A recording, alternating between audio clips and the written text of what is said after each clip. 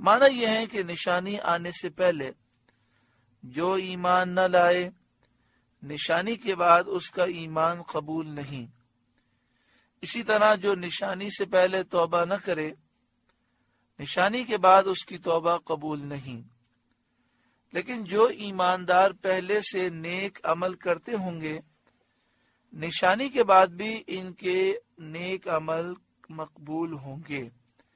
یعنی سورج مغرب سے طلوع ہو گیا تو جو پہلے سے نیک ہیں، پہلے سے مومن ہیں، وہ مزید نیکیاں کرتے رہیں گے تو ان کی مزید نیکیاں قبول ہوں گی۔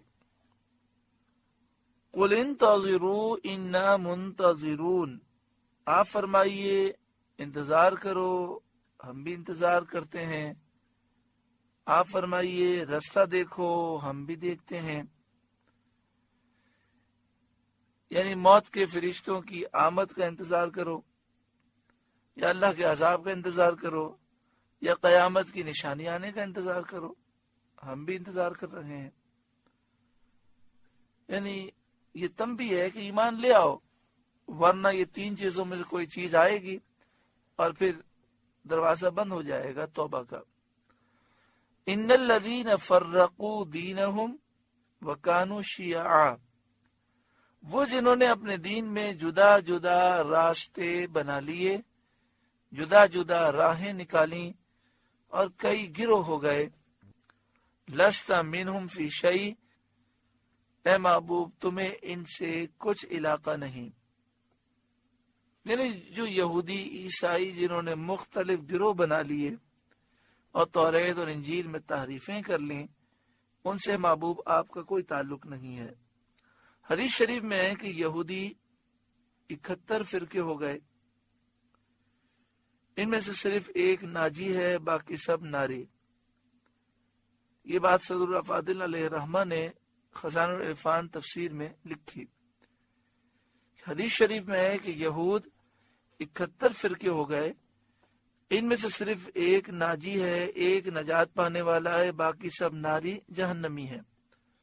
اور نصارہ عیسائی 72 فرقے ہو گئے، ایک ناجی، ایک نجات پانے والا، باقی سب ناری جہنمی ہے۔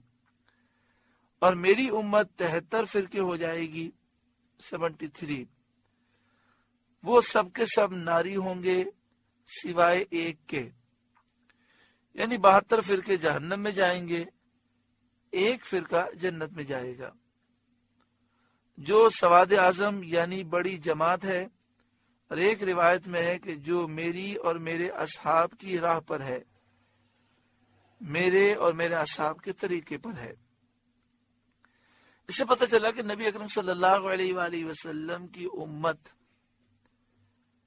کے 73 فرقے ہوں گے اور جنتی ایک فرقہ ہوگا۔ اور جو کہے کہ میں کسی فرقے سے میرا تعلق نہیں، تو اس کا مطلب یہ ہوا کہ وہ جو جنتی ایک فرقہ ہے اس سے بھی اس کا تعلق نہیں ہے۔ تو پھر اسے سوچنا چاہیے کہ میں کس جگہ کھڑا ہوں۔ اور جو یہ کہے کہ سبھی حق پر ہیں تو وہ بھی غلط کہتا ہے، کیونکہ پیارا آقا صلی اللہ علیہ وسلم نے فرمایا کہ 73 فرقے ہوں گے، 72 جہنم میں جائیں گے، ایک جنتی ہوگا۔ تو اس لیے یہ کہنا کہ سبھی صحیح ہیں، اور سبھی صحیح کیسے ہو سکتے ہیں؟ آپ دیکھیں جو نبی اکرم صلی اللہ علیہ وآلہ وسلم کی توہین بیعت بھی کرے وہ بھی صحیح ہو، اور جو حضور کی تعظیم اور تکریم کرے وہ بھی صحیح ہوگی، کیسے ہو سکتا ہے؟ جو صحابہ کرام کی عزت کرے وہ بھی صحیح، اور جو بیعت بھی کرے گستاخی کرے وہ بھی صحیح، جو اولیاء کی تعظیم کرے وہ بھی صحیح، اور جو اولیاء کی بیعت بھی کرے وہ بھی صحیح۔ یہ کیسے صحیح ہو سکتا ہے؟ اہل سنت و جماعت جسے سواد اعظم کہتے ہیں، جو نبی اکرم صلی اللہ علیہ وآلہ وسلم صحابہ کرام کے طریقے پر ہیں، ان کا شعار کیا ہے؟ رسول اللہ صلی اللہ علیہ وآلہ وسلم سے محبت، صحابہ سے محبت، اہل بیت سے محبت، اولیاء سے محبت، اور خوب درود و سلام پڑھنا، حضور کی شان و عظمت بیان کرنے کے لیے محفلیں منعقد کرنا، کھڑے ہو کر صلاۃ و سلام عقیدت سے پڑھنا۔ تو اہل سنت و جماعت کا جو شعار ہے وہ دین کی روح ہے کہ قرآن و حدیث سے محبت کرنا، اور اللہ اور اس کے رسول سے محبت کرنا، اور جو رسول اللہ کے پیارے ہیں ان سے محبت کرنا۔ اللہ کا شکر ہے مسلمان کہلانے والوں کی اکثریت اسی عقیدے پر ہے۔ اگر آپ اس معاملے کو دیکھنا چاہتے ہیں، انٹرنیٹ کی دنیا ہے، آپ انٹرنیٹ پر گوگل پر سرچ کر لیں میلاد ان ورلڈ، پوری دنیا میں میلاد کی محفلیں کہاں کہاں ہوتی ہیں آپ سرچ کریں تو مکہ شریف، مدینہ شریف، یمن، شام، مصر، عراق، کون سا ایسا ملک ہے جہاں میلاد کی محفل نہیں ہوتی؟ لاکھوں کے اجتماعات ہوتے ہیں، یمن میں لاکھوں افراد اسٹیڈیم میں جمع ہوتے ہیں اور کھڑے ہو کر یا نبی سلام علیک پڑھتے ہیں۔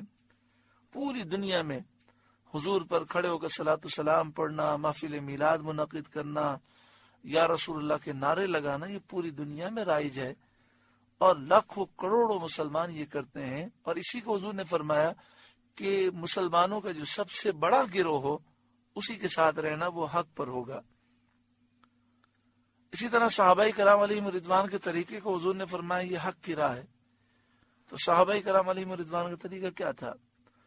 حضور کے تبرکات سے محبت کرنا، منہ مبارک کی تعظیم کرنا۔ یہ منہ مبارک کی تعظیم کرنا کہاں پایا جاتا ہے؟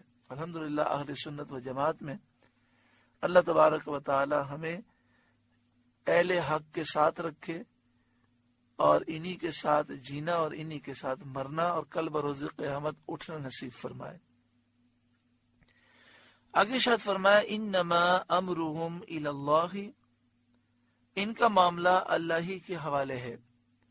ثم ینبئهم بما كانوا یفعلون، پھر وہ انہیں بتا دے گا جو کچھ وہ کرتے تھے، اور آخرت میں انہیں اپنے کردار کا انجام معلوم ہو جائے گا۔ من جاء بالحسنۃ فلہ عشر امثالها، جو ایک نیکی لائے تو اس کے لیے اس جیسی 10 ہیں، یعنی ایک نیکی کرنے والے کو 10 نیکیوں کی جزا۔ اور یہ بھی حد و نہایت کے طریقے میں نہیں، یعنی یہاں پر اختتام نہیں ہو جاتا، بلکہ اللہ تعالیٰ جس کے لیے جتنا چاہے اس کی نیکیوں کو بڑھائے۔ ایک نیکی کے 700 کرے یا 700 سے بھی زیادہ بے حساب عطا فرمائے۔ اصل یہ ہے کہ نیکیوں کا ثواب محض اللہ کا فضل ہے، یہ اللہ پر واجب نہیں ہے، یہ اللہ کا فضل ہے کہ وہ اپنے بندوں پر فضل فرمائے اور نیکیوں کا ثواب عطا فرمائے۔ یہی اہل سنت کا مذہب ہے۔ اور گناہ کی اتنی جزا یہ عدل ہے، ایک گناہ کریں تو 1 لکھا جاتا ہے، ایک نیکی کریں تو 10 لکھی جاتی ہیں، بس اوقات اس سے زائد لکھی جاتی ہیں۔ وَمَنْ جَاءَ بِالسَّيِّئَةِ فَلَا يُجْزَى إِلَّا مِثْلَهَا، اور جو برائی لائے تو اسے بدلہ نہ ملے گا مگر اس کے برابر۔ وَهُمْ لَا يُظْلَمُونَ، اور ان پر ظلم نہ ہوگا۔ قل، اے محبوب آپ فرمائیے، اننی ہدانی ربی الی صراط مستقیم، بے شک مجھے میرے رب نے سیدھی راہ دکھائی، یعنی دین اسلام جو اللہ کو مقبول ہے۔ دیناً قیما ملت ابراہیم حنیفا، ٹھیک دین ابراہیم کی ملت جو ہر باطل سے جدا تھے۔ وما کان من المشرکین، اور مشرک نہ تھے۔ اس میں کفار قریش، کفار مکہ کا رد ہے، جو گمان کرتے تھے کہ وہ دین ابراہیمی پر ہیں۔ کفار مکہ حج بھی کرتے تھے، عمرے بھی کرتے تھے، طواف بھی کرتے تھے، لیکن انہوں نے حج، عمرے اور طواف کو تجارتی میلے بنائے ہوئے تھے اور نقشہ بدل دیا تھا۔ عبادت کے سارے معاملات انہوں نے غلط کر دیے تھے۔ 360 بت نصب کیے تھے خانہ کعبہ میں، اور طواف میں ان کی پوجا کی نیت کرتے تھے۔ تمام کپڑے اتار کر، ننگے ہو کر مرد دن میں طواف کرتے، سیٹیاں اور تالیاں مارتے۔ یہی کام رات میں عورتیں کرتے۔ صفا مروہ پہ 2 بت رکھے ہوئے تھے، اصاف اور نائلہ۔ اور بعض مفسرین نے فرمایا وہ در حقیقت بت نہ تھے، بلکہ یہ مرد اور عورت یہ دو افراد تھے، ان دونوں نے حرم شریف میں برا کام کیا تھا، تو اللہ تعالیٰ نے غضب کیا، یہ پتھر بن گئے۔ تو لوگوں نے صفا پر اور مروہ پر ایک ایک کو رکھ دیا تاکہ لوگ جب صحیح کریں تو عبرت حاصل کریں ان سے، اور آئندہ کوئی اس مقدس مقام پر کوئی غلط کام نہ کرے۔ آپ سے گزارش ہے کہ قرآن کے اس پیغام کو آگے پہنچا کر ثواب جاریہ حاصل کریں۔